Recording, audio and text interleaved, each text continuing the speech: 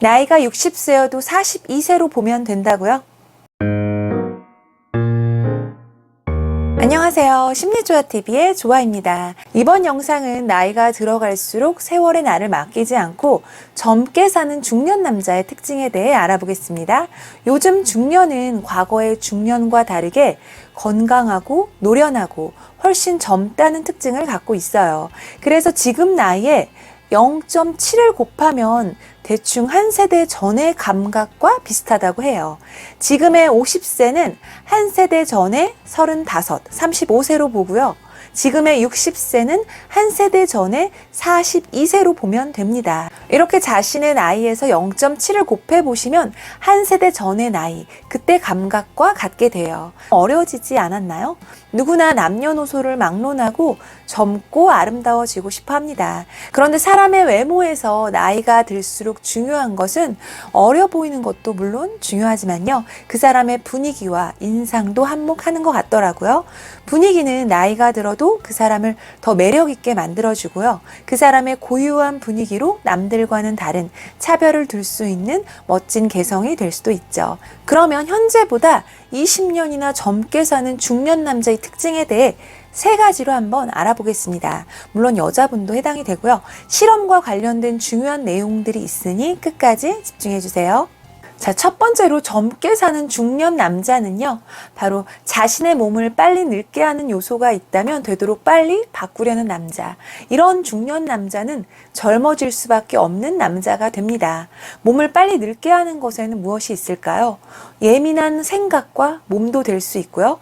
또 많은 사람들이 알고 있는 많은 양의 술이나 담배도 있겠죠. 그리고 운동을 안 하는 것, 이것도 사람을 늙게 만들고요.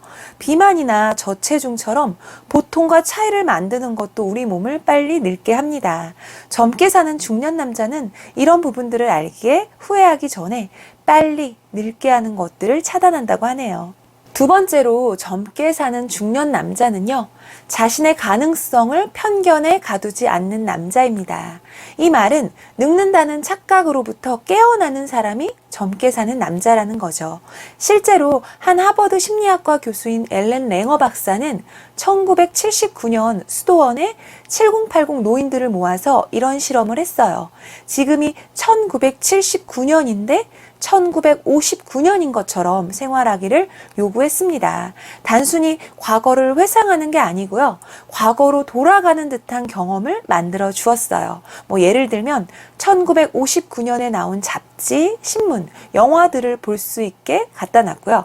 또 대화 주제도 어릴 때처럼 하게 하고 행동도 20년 전처럼 하게 했어요. 그들은 짐을 옮기는 것도 항상 도움만 받다가 스스로 하는 연습을 했고요. 처음엔 힘들어서 신체적으로 할 수 없다고 했었거든요.